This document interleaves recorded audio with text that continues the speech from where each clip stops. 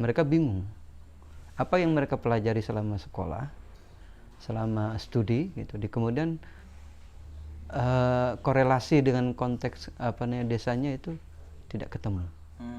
Nah, ini problem pendidikan di kita seperti itu.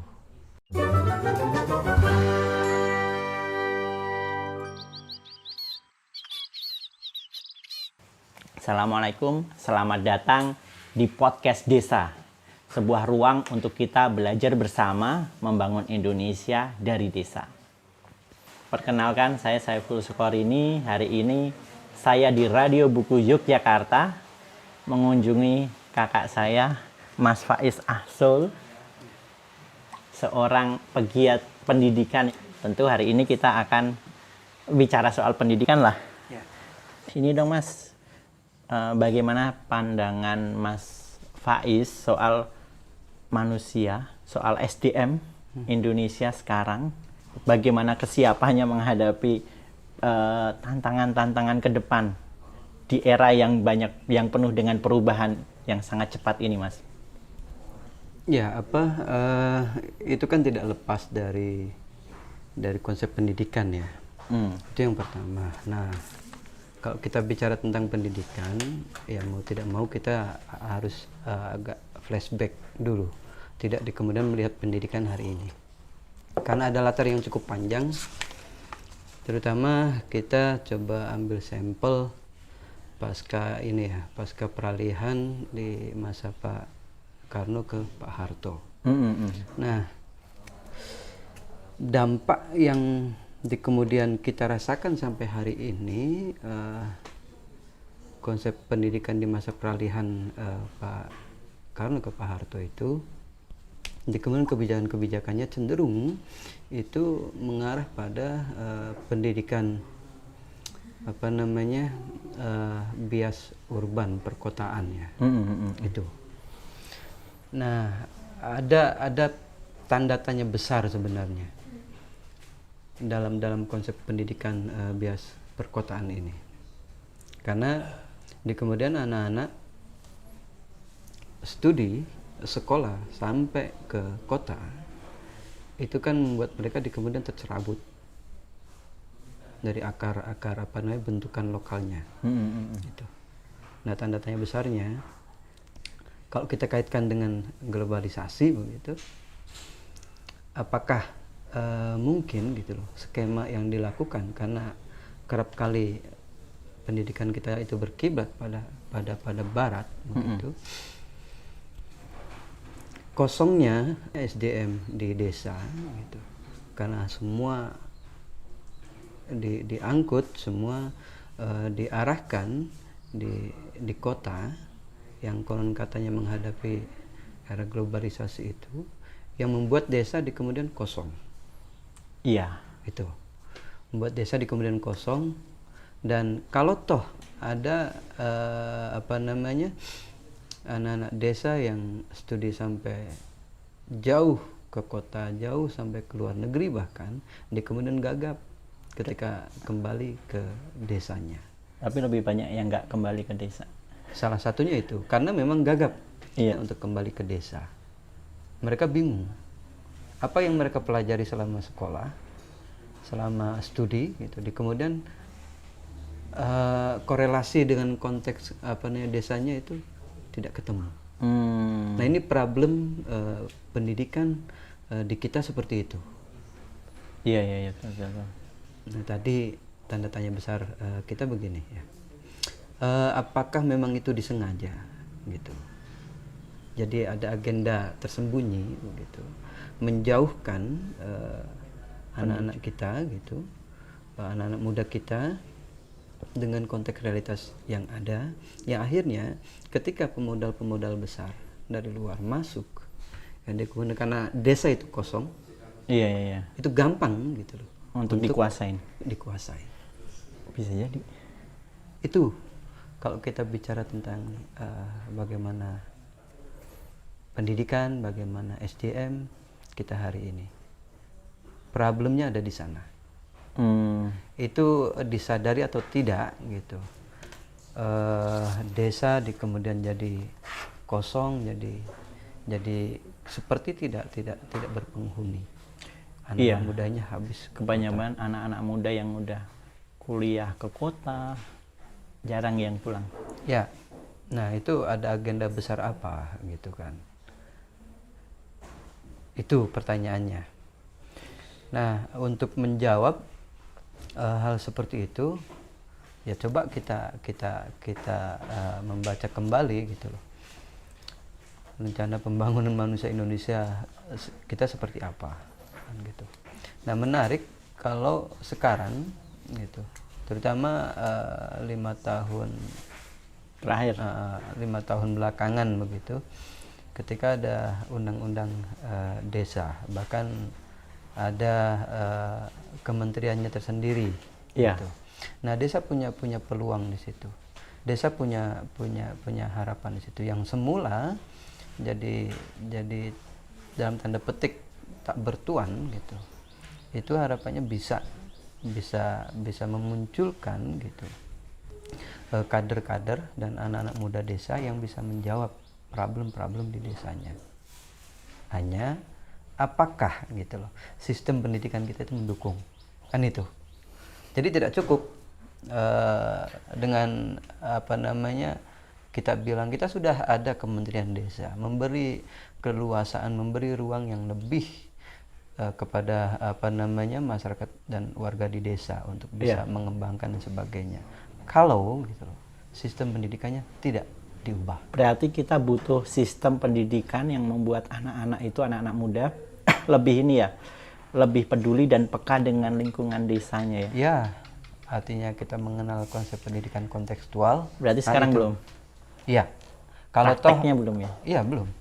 Kalau toh ada sifatnya kasuistik gitu. Nah, Hanya beberapa apa namanya sekolah-sekolah tertentu yang kemudian sudah mulai ada kesadaran ke sana. Tapi mayoritas itu belum. oke. Yang dikejar oleh sekolah-sekolah kebijakan di pendidikan kita itu lebih pada standarisasi pada nilai-nilai, pada angka-angka gitu yang berkiblat tadi pada mengejar globalisasinya bla bla bla dan sebagainya. Standarisasi itu ya. Standarisasinya itu tidak sesuai dengan konteks kita. Kayaknya itu problemnya. Standarisasi yang apa ya? Standarisasi padahal masalah di desa, setiap desa di wilayah masing-masing berbeda. Beda, problemnya beda, apa namanya lokalitasnya beda, bentukan kulturalnya beda. Nah, ketika itu diseragamkan karena hanya sekedar gitu loh mencoba mengejar Memenuhi standarisasi, ya tidak akan bakal ketemu. Masuk Sementara akal. patut kita curiga gitu loh, standarisasinya itu mengacu gitu, Pada pada kurikulum kepentingan barat. gitu, untuk menyiapkan tenaga profesional bla bla bla dan sebagainya. Iya, betul. Untuk menyiapkan tantangan ke depan bla bla bla dan sebagainya, itu menggunakan standar-standar dari luar. Itu ada agenda tertentu yang kita tidak tahu. Itu yang patut kita curiga ya. Yang kemudian bisa kita eksplor lagi gitu. Oke, itu kan bicara soal sistem kurikulum pendidikan formal. Bagaimana dengan pendidikan yang non formal atau pendidikan yang lain? Nah, sebenarnya kita bisa mengacu pada Tripusat Pendidikannya Ki Hajar ya. Tripusat Pendidikan Ki Hajar Dewantoro. Ki Hajar Dewantoro. Yang Tahun berapa itu ya? Ya, itu Ki Hajar menerukan konsep itu sejak Taman Siswa berdiri gitu loh. Artinya sebelum kemerdekaan. Gitu. Itu gimana? Kenapa apa namanya menggunakannya taman? Bukan siswa. Ruang, bukan kelas. Bukan kelas. Gitu. Bukan kelas. Jadi ada apa Iya, konsep iya. rekreatifnya, ada konsep artinya edukasinya tidak sebatas edukasi di ruang kelas. Gitu. Iya, ruang yang hanya tembok-tembok. Nah, tapi juga bukan masalah di ruangnya gitu. Iya, tapi pada konsep imajinasi orang terhadap taman kan lebih membebaskan ya. Apa ya? Lebih asik. konteksnya lebih nyaman belajar. Iya, nyaman. gitu, lebih nyaman belajar gitu. Dalam Tripusat Pendidikan Ki Hajar Dewantara ini kita mengenal dulu istilahnya ada pendidikan pergerakan gitu. Terus yang kedua itu pendidikan masyarakat, dan yang ketiga pendidikan keluarga. Nah ini substansi dari Tripusat Pendidikan Ki Hajar kemudian diabaikan gitu, dalam tanda petik ya, diabaikan oleh akademisi, oleh para pendidik gitu, yang kemudian selalu mengacu kepada Barat gitu. Iya. Yang akhirnya kalau toh ada apa namanya di antara para pendidik itu mengetahui ada Tripusat, itu sekedar tempelan gitu. Kita tahu Ki Hajar mencoba mempraksiskan di Tripusat Pendidikan itu lewat bentuk taman siswa ya, yang di situ tidak sebatas pola-pola pendidikan formal kalau sekarang, artinya yang dulu istilahnya pendidikan perguruan itu sekarang mewujud dari pendidikan formal, terus pendidikan pergerakan itu yang sekarang jadi pendidikan masyarakat, yang itu wadah-wadahnya adalah di organisasi masyarakat gitu. Kalau realnya di desa contohnya ya seperti PKK Karang Taruna, Posyandu, terus juga ada arisan majelis taklim dan sebagainya. Itu adalah wadah pendidikan masyarakat. Oke. Gitu. Nah satu lagi ya pendidikan keluarga. Nah, bagaimana ketiganya itu satu dengan yang lain saling melengkapi. Nah, bagaimana itu?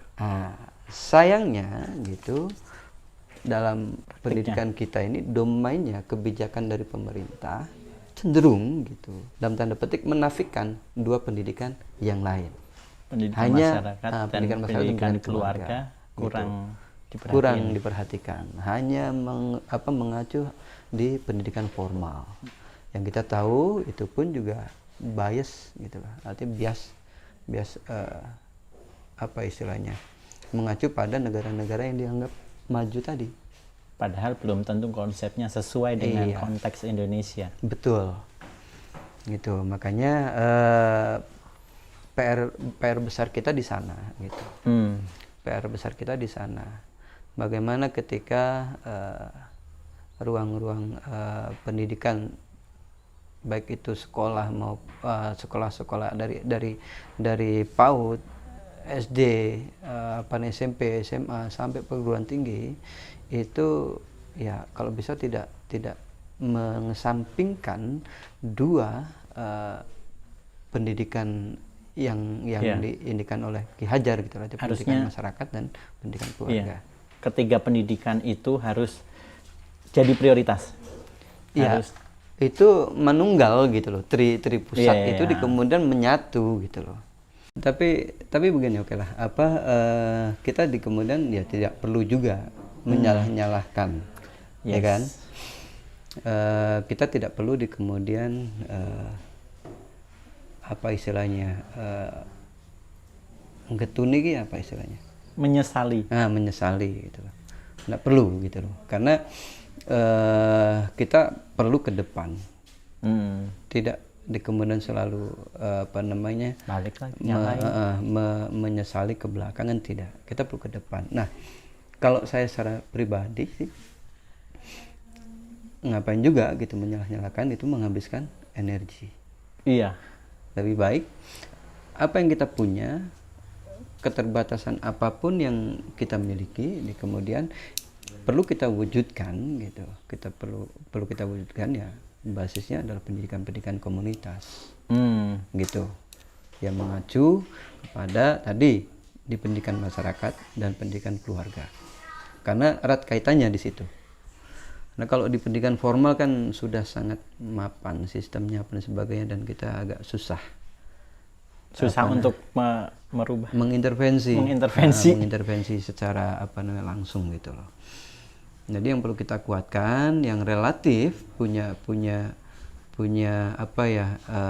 ruang-ruang yang cukup akomodatif gitu ya di pendidikan keluarga dan pendidikan komunitas, pendidikan masyarakat gitu loh. Nah, bagaimana perubahan kita mulai dari keluarga, gitu. Bagaimana perubahan kita mulai dari lingkungan masyarakat kita, gitu. Nah, kembali ke konteksnya adalah desa, gitu. Dengan legitimate undang-undang desa itu sangat memungkinkan, gitu.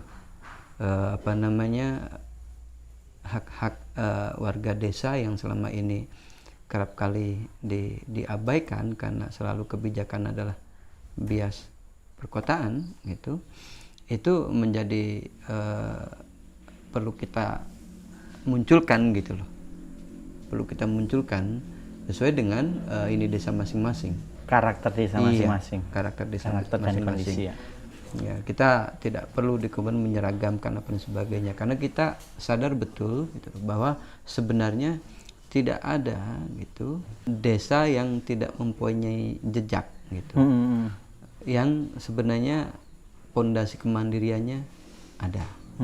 Hampir semua desa punya jejak tentang kemandirian dalam hal apapun gitu. Dalam hal mengolah potensi SDA-nya maupun juga SDM-nya, kan itu ya peran desa ya di bidang pendidikan, lebih ke pendidikan masyarakat dan pendidikan keluarga ya. Iya. Bagaimana caranya? Satu, penguatan di pendidikan keluarga adalah bagaimana desa gitu mencoba menjembatani, artinya pemerintah desa menjembatani dalam bentuk mapping ya. Nah, pemetaan gitu, yang tidak sebatas administratif atau tidak sekedar mengumpulkan data terkait dengan potensi-potensi yang ada di keluarga, potensi gitu. Anak-anak mudanya.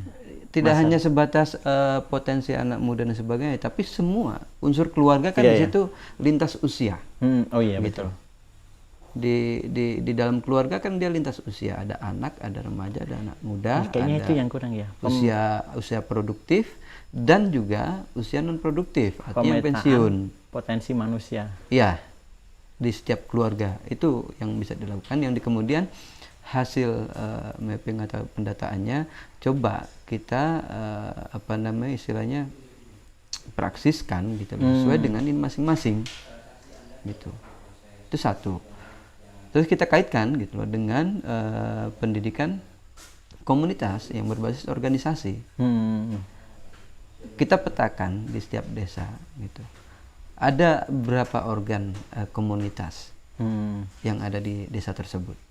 Baik itu berbasis hobi mungkin anak-anak muda, terus kemudian berbasis industri kreatif gitu, ataupun kemudian berbasis pada produksi pengetahuan gitu. Organ di pendidikan masyarakat ya, artinya wadahnya ada pendidikan dalam keorganisasian, itu penting kita petakan. Gitu, yang akhirnya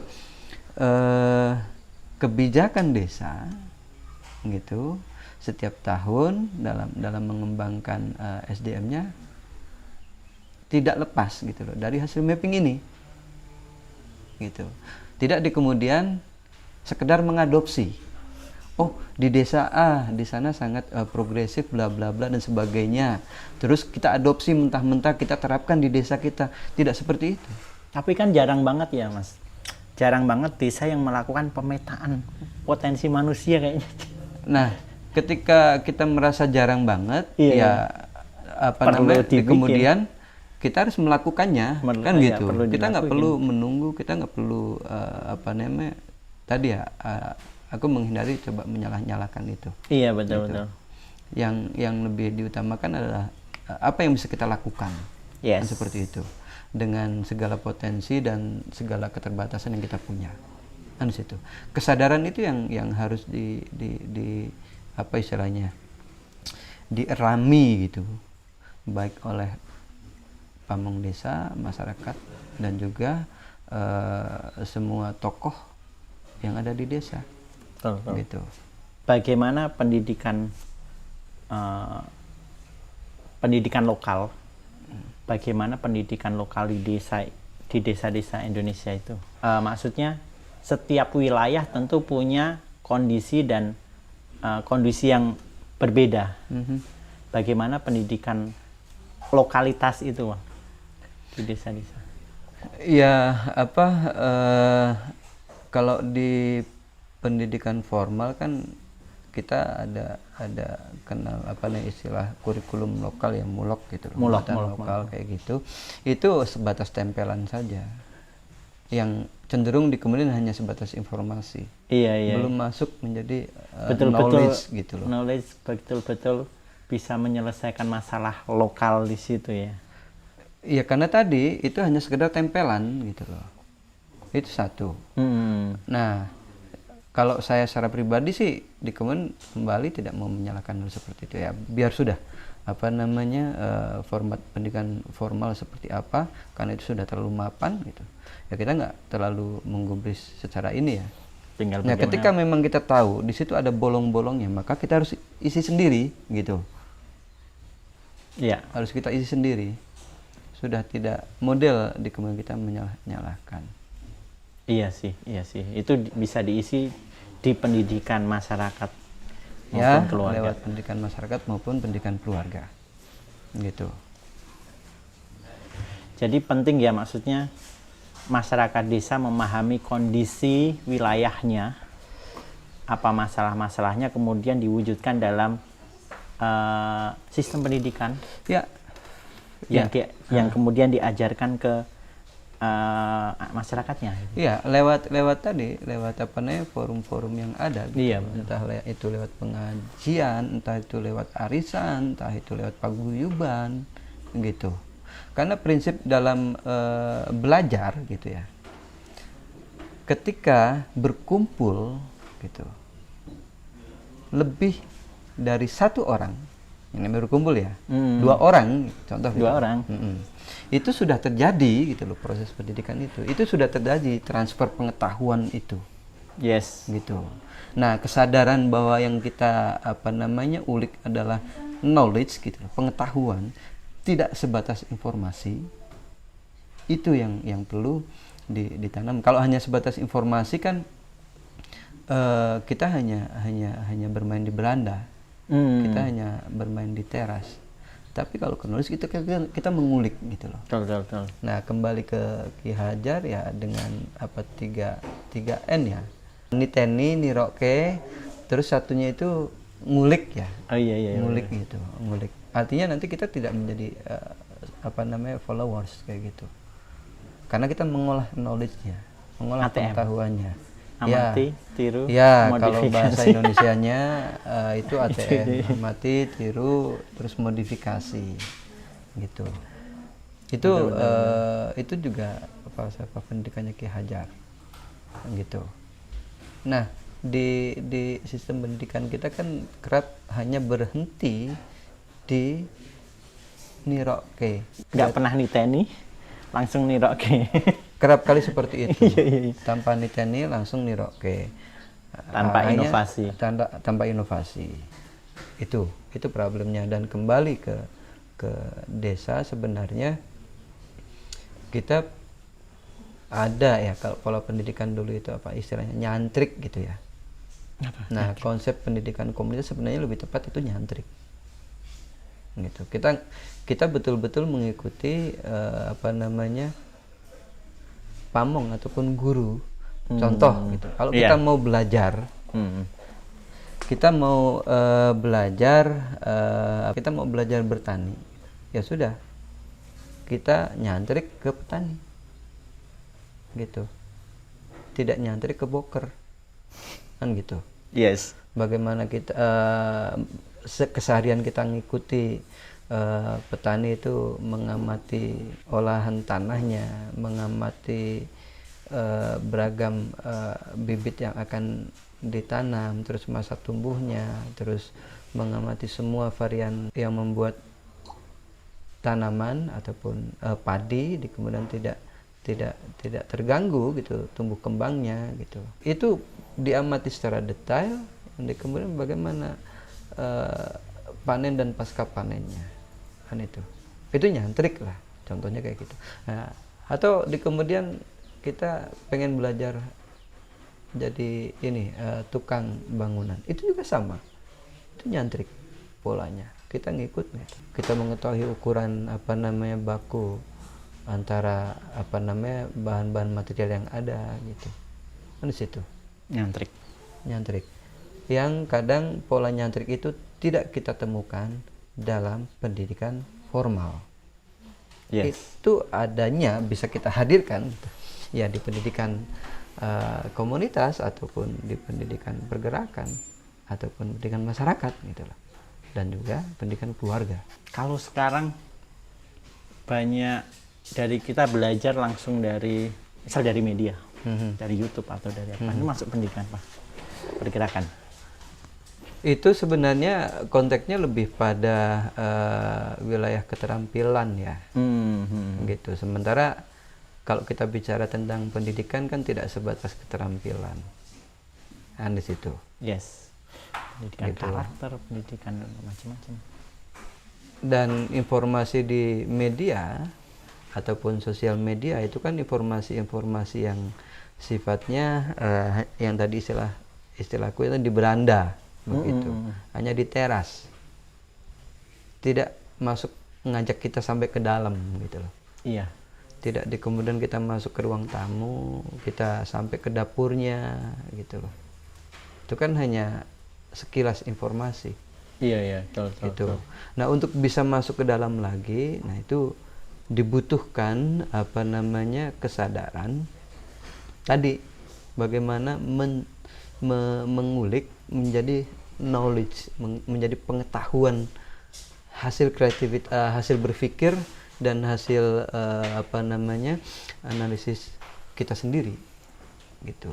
Iya. Tidak kemudian mengikuti atau sekedar menjadi followers itu, karena kan bertentangan dengan ini Ki Hajar, berpikir mandiri, berdikari, bahkan kemudian kita dimanapun kita berada gitu, kita kan selalu siap. Nalar adaptifnya itu sangat kuat gitu. Nah, di sini kita juga perlu melihat dalam pendidikan itu kita harus bisa imbang ya antara adab dan ilmu. Yes. Gitu. Artinya kalau kita hanya mengejar ilmu atau pengetahuan saja terus kemudian menanggalkan adab, etik, ya sama saja dengan kita berjalan di jalanan tanpa baju. Yes. Secerdas apapun kita gitu. Adab ilmu itu harus, kalau kita tidak menggunakan adab, gitu, karena adab ini adalah etik, artinya pakaian gitu, ya kita jadi tidak lebih dari binatang. Yes. Gitu. Nah, apakah pendidikan kita kemudian cenderung hanya mengejar gitu pada keilmuan, kemudian menanggalkan adab dan etik? Nah, itu jadi PR kita bersama itu. Sejauh mana kecerdasan bangsa kita itu selalu disandangi gitu loh. Artinya dibaluti dengan etik dan adab. Itu. Dan kalau kita bicara tentang etik dan adab, lebih akan kita dapatkan itu adanya di desa, di warga desa. Nilai-nilai itu ada di desa. Nilai-nilai itu masih cukup banyak bertahan itu di desa. Gitu. Kearifan lokal itu. Ya, kebudayaan desa ya. Ya, salah satunya itu, karena sistem sosial di desa kan sangat berbeda dengan sistem sosial di urban perkotaan. Di urban. Yang kalau di kota kan cenderung individualis, cenderung materialis dan sebagainya gitu. Iya. Nah, kalau kita di desa, adabnya dulu dikedepankan, sistem kolektifnya dulu dikedepankan, gotong royong dan sebagainya. Kemudian kebutuhan material dan sebagainya dituntaskan secara kolektif, tidak menjadi beban personal. Itulah pendidikan masyarakat. Gitu. Iya betul. Makanya ada BUMDes, ada lumbung desa, lumbung. Itu bagian dari kolektivitas masyarakat. Iya, itu sandarannya Desa. pada sistem sosial yang ada di desa itu. Terakhir Mas, Mhm. apa harapan Mas Safaiz untuk pendidikan Indonesia ke depan? Ya, secara pribadi kalau saya sih ya kembali ke desa gitu. Biar desa tidak di kemudian menjadi ruang kosong dari anak muda dan gampang gitu loh di dalam tanda petik ya dijarah gitu Iya. para pemodal gitu. Jadi bagaimana pendidikan kita di kemudian gitu loh berkiblat gitu loh pada kebutuhan desa gitu. Pendidikan kontekstual itu salah satu bentuk jawabannya. Nah yang kedua, ya kita kan tidak hanya desa, kita juga memang ada masyarakat kota. Itu juga sama gitu. Bagaimana pendidikan urban pun disesuaikan dengan konteks. Dia di mana berada gitu. Iya. Tidak di kemudian hanya sekedar menjual mimpi tanpa bisa mempraksiskannya. Tidak sekedar mengulik pengetahuan, mengulik perkembangan teknologi, tapi di kemudian gagap mengimplementasikannya, gitu. Jadi bagaimana pendidikan yang bisa mengacu pada bahwa kita semua adalah agen, gitu loh, perubahan untuk kemandirian setiap